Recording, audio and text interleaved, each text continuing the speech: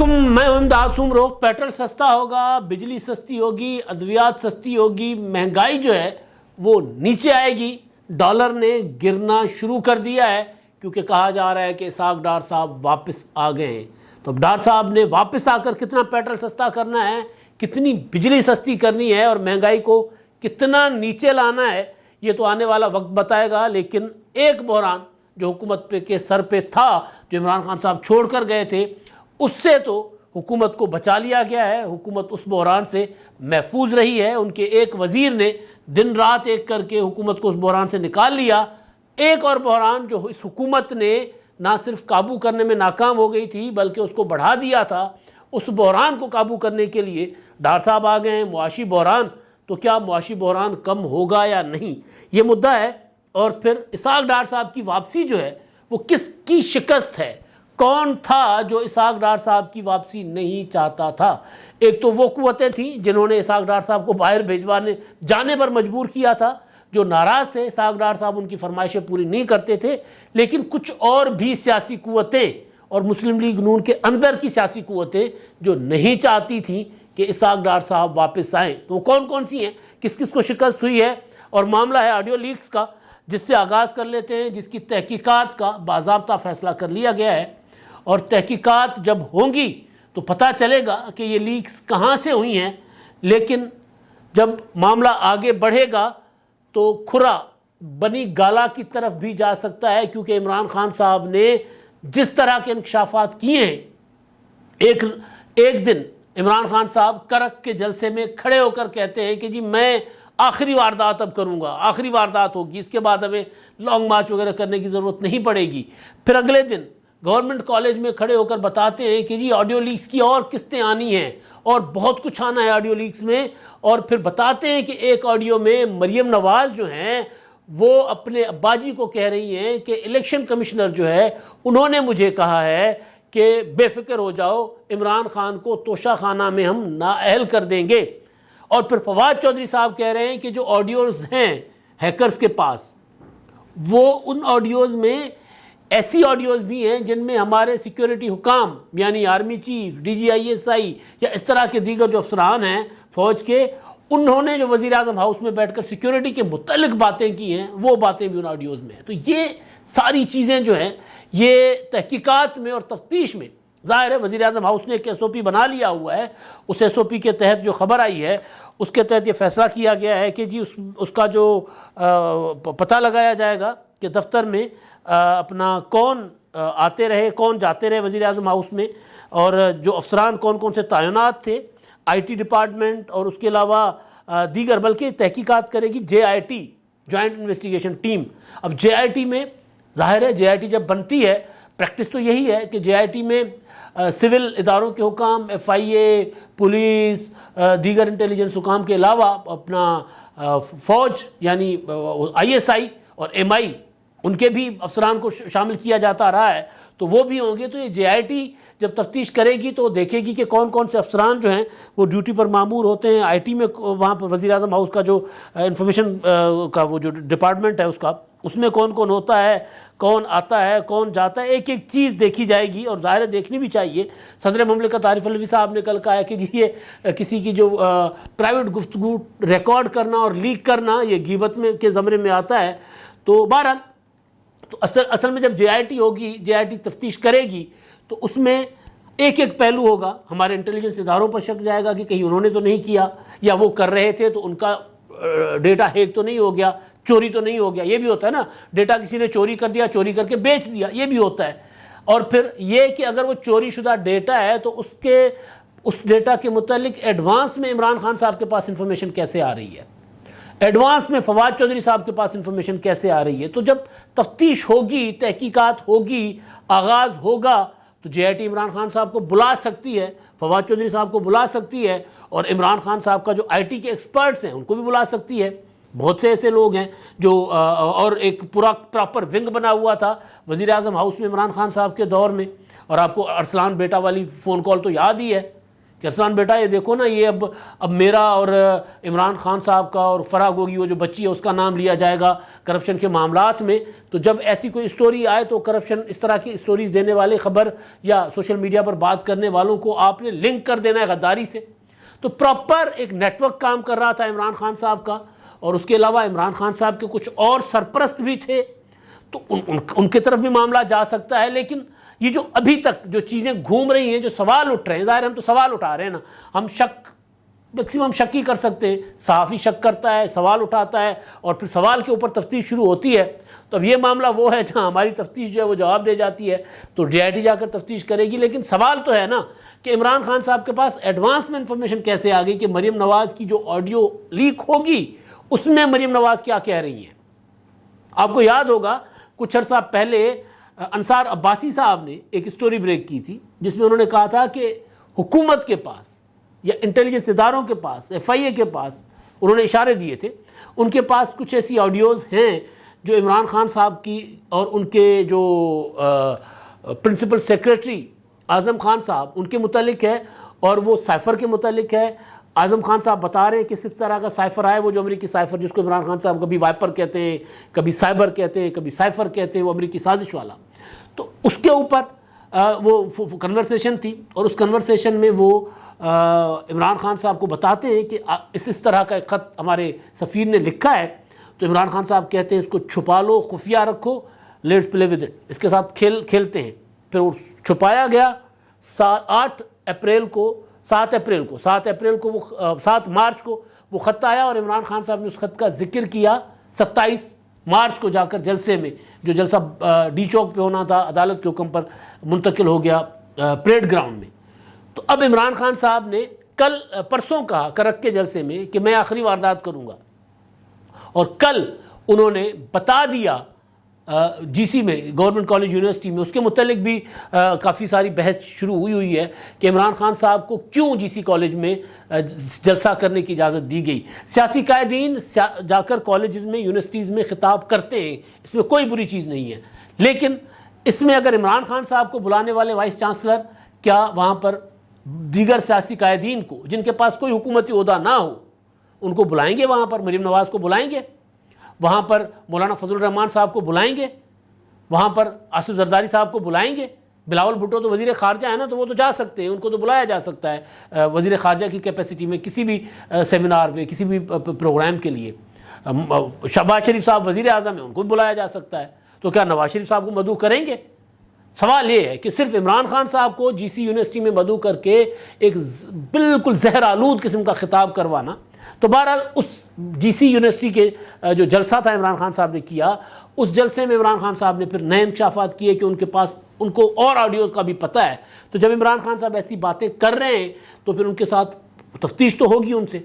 بے شک ان کے اوپر یہ الزام نہ آئے کہ وہ آپ نے ریکارڈنگ کروائی ہے. مطلب یہ بھی ہو سکتا ہے نا، عمران خان صاحب شہباز شریف سے پہلے آخری مکین وہ تھے اس مکان کے، آخری مکین وہ تھے. تو پھر جو آخری مکین تھے کہیں وہ تو کوئی ایسی چیزیں نہیں چھوڑ کے گئے جن کے ذریعے وہ سارا کچھ کرتے رہے. یہ بھی ہو سکتا ہے نا، اپنے بندے چھوڑ کر گئے ہوں، کچھ بھی ہو سکتا ہے. کیونکہ اس میں مطلب جو صورتحال پاکستان میں اس وقت نظر آ رہی ہے اس میں کوئی بظاہر تو کوئی ایسی چیز نہیں ہے کہ ہمارے انٹیلیجنس ادارے حکومت کو بلیک میل کرنے کے لیے، دباؤ میں ڈالنے کے لیے، پریشر میں لانے کے لیے ایسی چیز کر رہے ہوں. تو خیر، تو معاملہ یہ ہے کہ کھرا عمران خان صاحب کے گھر پر جا سکتا ہے، خان صاحب کو تفتیش کے لیے بلایا جا سکتا ہے اگر عمران خان صاحب اسی طرح بولتے رہے، بات کرتے رہے، کیونکہ شک عمران خان صاحب کے اوپر بھی کیا جا رہا ہے کہ کچھ انہوں نے کروایا ہوگا. خیر، اب واپس آتے ہیں دوسرے معاملے پر، ڈار صاحب کے معاملے پر. ڈار صاحب کی واپسی ہوئی ہے، اور اسحاق ڈار صاحب اب کیا کریں گے؟ اسحاق ڈار صاحب نے، مفتاح اسماعیل صاحب نے جب پیٹرولیم کی قیمتیں بڑھائیں، بجلی کی قیمتیں بڑھائیں، تو ڈار صاحب تب تک چیختے تھے، کہتے تھے کہ نہیں بڑھانی چاہیے قیمتیں، میں ہوتا تو میں نہ بڑھاتا.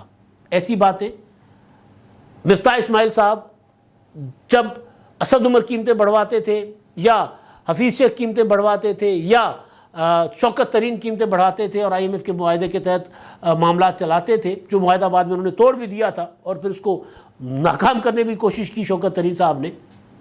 تو اس وقت مفتاح اسماعیل صاحب یہ کہتے تھے میں ہوتا تو میں تو یہ کر لیتا، میں ہوتا تو وہ کر لیتا.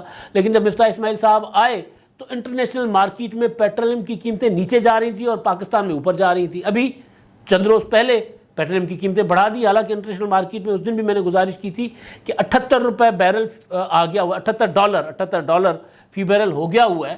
تو پاکستان میں جو ایکسپرٹس کہہ رہے ہیں وہ کہ پاکستان میں کم از کم اس کا 50 روپے فی لیٹر امپیکٹ ہونا چاہیے، ٹیکسز وغیرہ لگے رہیں، لیکن صرف اور صرف جو امپیکٹ انٹرنیشنل مارکیٹ کا پڑ رہا ہے وہ اس کے مطابق آج کا جو پیٹرول ہے اس کو 50 روپے کم ہونا چاہیے. اب اسحاق ڈار صاحب کہتے تھے کہ جی میں ہوتا تو میں ایسا نہ کرنے دیتا. تو اب اسحاق ڈار صاحب آ گئے ہیں، کل شام کو پہنچے وزیر اعظم صاحب کے طیارے میں، طیارہ وہی ہے، وزیر اعظم بدلا ہے.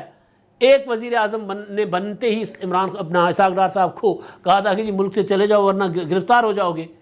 شاہد خاقان عباسی صاحب ان کے دور میں وہ چلے گئے تھے باہر. شہباز شریف صاحب وزیر اعظم، یعنی دونوں وزیر اعظم وہ جو عارضی طور پر جو ایک اسٹاپ گیپ ارینجمنٹ کے طور پر جو بنائے گئے تھے. اپنا وہ ڈار صاحب بھی تھی، اپنا شاہد خاقان عباسی بھی نواز شریف صاحب کے جانے کے بعد وزیر اعظم بنے، اور اپنا شہباز شریف صاحب بھی جو ہے وہ عمران خان کے جانے کے بعد وزیر اعظم بنے. تو بہرحال تو ان کے جہاز میں ڈار صاحب کل واپس آئے ہیں اور وہ کہہ رہے ہیں کہ جی میں نے پہلے بھی ملک کی معیشت کو بحرانوں سے نکالا تھا، اب بھی نکالوں گا اللہ کرے. لیکن سب سے امپورٹنٹ چیز یہ ہے کہ کیا پیٹرولیم کی قیمتیں نیچے جائیں گی یا نہیں جائیں گی، بجلی کی قیمت نیچے جائے گی یا نہیں جائے گی. وہ جو ہر مہینے 4 یونٹ بجلی کے بل والے کو بھی 4 یونٹ والے کو بھی بجلی کا بل 8-8 10 ہزار آتا ہے پرانی فیول ایڈجسٹمنٹ کی مد میں، تو کیا وہ والا سلسلہ رکے گا یا نہیں رکے گا؟ یہ سب سے بڑا سوال ہے. تو ڈار صاحب آ گئے ہیں، کمزور معیشت ہے، تباہ حال معیشت ہے، ملک سیلاب میں ڈوبا ہوا ہے. اب ڈار صاحب نے آ کر کیا کر لینا ہے، دیکھ لیتے ہیں ڈار صاحب کیا کریں گے. کہا جاتا ہے کہ جی پیٹرولیم کی قیمتیں اور کم ہوگی، 50 روپے تو 15 تاریخ کو کہا گیا تھا کہ جی اپنا 50 تک قیمتیں نیچے جا سکتی ہیں، نہیں گئی. اب دیکھیں اب کہا جا رہا ہے کہ نہیں. اسحاق ڈار صاحب جو ہے وہ اپنا جو ہوتا ہے نا جادو لوگوں کو دکھانے کے لیے، ڈار صاحب ممکن ہے کہ اس سے بھی نیچے لے آئیں، 50 سے بھی اور مزید قیمتیں کم کر دیں، یعنی 50 روپے سے بھی مزید فی لیٹر قیمت کم کر دیں. 50 روپے فی لیٹر نہیں، 50 روپے فی لیٹر سے کم کی بات نہیں کر رہا میں، یعنی 50 روپے فی لیٹر پر کمی کر دیں ڈار صاحب تو، اور یا اس سے بھی زیادہ. تو بہرحال وہ ڈار صاحب آ گئے ہیں، حلف ان کا ہوگا بطور سینیٹر، اس کے بعد وزیر خزانہ کا حلف ہوگا، اور اس کے بعد پھر ابھی بہت اپنا فاصلہ ہے ڈار صاحب کی قلمدان سنبھال کر فیصلے صادر کرنے میں، 2-4 دن کا ابھی ہے ٹائم. لیکن ڈار صاحب کی آمد جو ہے وہ سگنیفیکنٹ ہے. مسلم لیگ نون کے اندر جو لوگ اختلافات رکھتے تھے، ڈار صاحب کے مخالف تھے واپسی کے، ان کے حوالے سے آپ کو یاد ہوگا شاہد خاقان عباسی اور مفتاح اسماعیل کی جوڑی میں کراچی کا جو انتخابات تھے، فیصل ووڈا کی جو نااہلی سے جو سیٹ خالی ہوئی تھی، ریزائن سے جو سیٹ خالی ہوئی تھی قومی اسمبلی کی، شہباز شریف نے جہاں پہ جنرل الیکشن لڑے تھے وہاں پر مسلم لیگ نون نے کینڈیڈیٹ دیے تھے مفتاح اسماعیل صاحب، اور مفتاح اسماعیل صاحب کی وہاں پر الیکشن کیمپین چلاتے تھے جا کر شاہد خاقان عباسی صاحب. تو شاہد خاقان عباسی اور مفتاح اسماعیل کی جوڑی ہے، یہ شریک ملزم بھی ہے ایک دوسرے کے، LNG وغیرہ کے ٹھیکوں میں، اور کراچی کے احتساب عدالتوں میں جا کر وہاں پر حاضریاں بھی دیتے رہے. تو مفتاح اسماعیل اور شاہد خاقان عباسی بالکل وہ ہوتا نہیں ٹچ بٹنا دی جوڑی، اس طرح ان کا معاملات تھے. تو اس لیے مفتاح اسماعیل کی پوری سپورٹ کرتے رہے اپنا شاہد خاقان عباسی صاحب، اور مفتاح اسماعیل صاحب کے لیے کہا گیا کہ جی اسٹیبلشمنٹ بھی چاہتی ہے کہ مفتاح صاحب رہیں، لیکن مسئلہ یہ تھا اسٹیبلشمنٹ کے لیے کہ جس طرح عمران خان کو وہ رکھنا چاہتے تھے لیکن نہیں رکھ پائے کیونکہ عمران خان صاحب نے لٹیا ڈبو دی، تباہی پھیر دی معیشت کی، اسی طرح اپنا مفتاح اسماعیل صاحب جو ہے وہ بھی انہوں نے بھی لٹیا ڈبو دی اور تباہی پھیر دی. تو اب مفتاح اسماعیل صاحب کی تو ہوگی چھٹی، ریزائن ہو گیا، ڈار صاحب نامزد ہو گئے، ڈار صاحب ہو جائیں گے آج کل میں نامزد وزیر خزانہ آپ ان کو کہہ سکتے ہیں، وہ آ جائیں گے. لیکن اس میں شکست ہوئی ہے شاہد خاقان عباسی کو بھی اور کسی اور کو بھی، لیکن کسی اور کو تو حالات نے شکست دی ہے. عباسی صاحب آج تک سے مراد کے استعفیٰ سے پہلے تک کوشش کر رہے تھے کہ مفتاح اسماعیل برقرار رہیں اور جو ہے وہ اپنا ڈار صاحب نہ آئیں. تو بہرحال اب آگے اسحاق ڈار صاحب، اب دیکھتے ہیں کہ ڈار صاحب ملک کو اس معاشی بحران سے نکال سکتے ہیں یا نہیں نکال سکتے. لیکن ایک نوجوان وزیر خارجہ نے پہلی بار تجربہ کار سیاستدانوں کو، تجربہ کار وزیروں کو پچھاڑ دیا ہے، دور پھینکا ہے کہ جی کارکردگی اگر دکھانے پہ آؤ، آپ میں صلاحیت ہو تو آپ پھر دکھا سکتے ہو. اور سب سے مشکل ترین محاذ سنبھالا تھا بلاول بھٹو زرداری صاحب نے، خارجی محاذ. عمران خان صاحب کی حکومت نے پاکستان کے جو ہے وہ دشمنوں کو، تو خیر دشمن تو دشمن ہی ہوتا ہے، ان کا کیا، دوستوں کو دشمن بنا دیا تھا. سعودی عرب ناراض، ترکی ناراض، ملیشیا ناراض، ایران ناراض، چین ناراض، امریکہ ناراض. کوئی ایسا ملک نہیں چھوڑا تھا جو عمران خان صاحب کی اپنا خارجہ پالیسیوں سے راضی ہو، خوش ہو، اور پاکستان کے لیے اس کے دل میں سے کوئی دعا نکلی ہو کہ جی واہ جی واہ پاکستان، واہ جی واہ عمران خان. کوئی نہیں.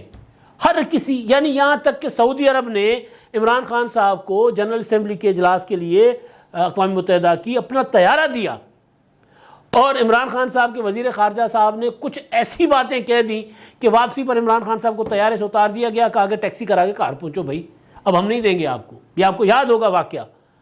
اور پھر بادشاہ سلامت نے گھڑی دی، شہزادہ سلامت نے گھڑی دی، اور عمران خان صاحب نے گھڑی بیچ دی. یہ عمران خان صاحب کی خارجہ پالیسی تھی. کسی ملک کو راضی نہیں رکھا.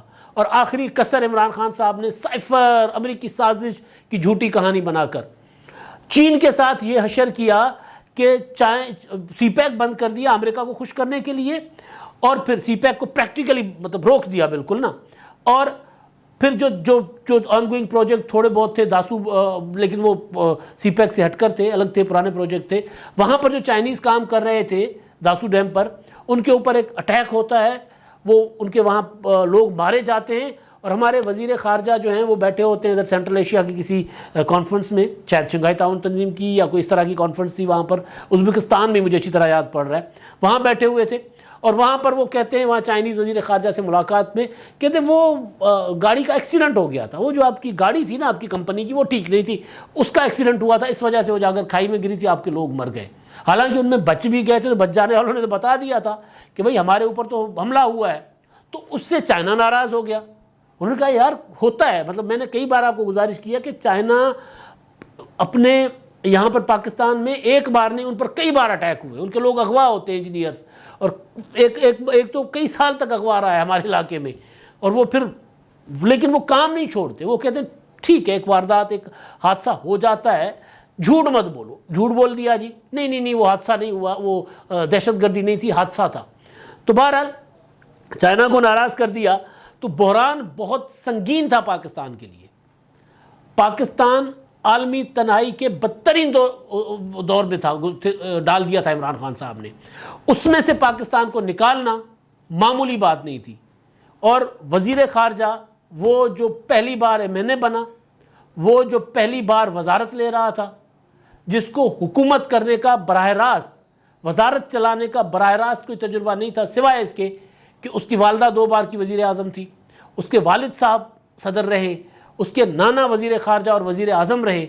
تو یہ ان کا خاندانی تجربہ تھا. تو اس کی بنیاد پر بلاول بھٹو زرداری نے جو خارجی محاذ پر کارنامے انجام دیے ہیں، پاکستان ہم کہہ سکتے ہیں کہ آئسولیشن سے نکل گیا ہوا ہے.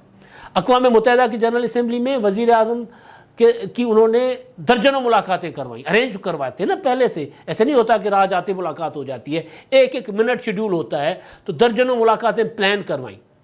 شنگھائی تعاون تنظیم میں روس کے صدر سے ملاقات کروائی، اور اقوام متحدہ کی جنرل اسمبلی میں جو سائیڈ لائنز پر امریکی صدر سے ملاقات کروائی. 2 الگ الگ انتہائیں وہ جو عمران خان صاحب کھیل رہے ہیں نا کہ جی مجھے اس لیے نکالا گیا کیونکہ میں روسی صدر سے ملا تھا اور مجھے امریکہ نے نکال دیا. تو ادھر روسی صدر سے بلاول بھٹو نے اپنے وزیر اعظم کو ملوایا، ادھر امریکی صدر سے ملوایا، اور خود کل واشنگٹن DC روانہ ہو گئے. وہاں پر ان کی انتہائی امپورٹنٹ ملاقاتیں ہیں. اور پھر اس سے زیادہ اقوام متحدہ کے جنرل سیکرٹری کو پاکستان لے آئے. 20 سے زیادہ سفیروں کو سیلاب کے دوران جہاز میں بٹھا کر پورے ملک کا دورہ کروایا اور دنیا کو دکھایا کہ ہم کس تباہی میں ہیں. عمران خان صاحب تو کھڑے ہو کر جلسے میں ٹرولنگ کر رہے ہیں کہ جی وہ کہہ رہے ہیں ہمیں پیسے دو، ہم تباہ ہو گئے، برباد ہو گئے. ہاں ہم ہو گئے ہیں بھائی، دنیا کی مدد کے بغیر ہم نہیں نکل سکتے. تو بلاول بھٹو زرداری نے جو آئسولیشن تھی، جو بحران تھا ہمارا خارجی محاذ کا، جو عمران خان صاحب چھوڑ گئے تھے، جو سب سے بڑا بحران تھا، معاشی بحران سے بڑا بحران تنہائی تھا، عالمی تنہائی، اس سے نکال دیا بلاول بھٹو زرداری صاحب نے. اب اسحاق ڈار صاحب کہتے ہیں کہ بہت بڑے کاریگر ہیں. تو اب دیکھتے ہیں کہ اسحاق ڈار صاحب جو دوسرا بڑا محاذ ہے اس میں پاکستان کو بحران سے نکال پاتے ہیں یا نہیں نکال پاتے، وہ بحران معاشی۔ اب تک کے لیے اتنا ہی، اللہ حافظ۔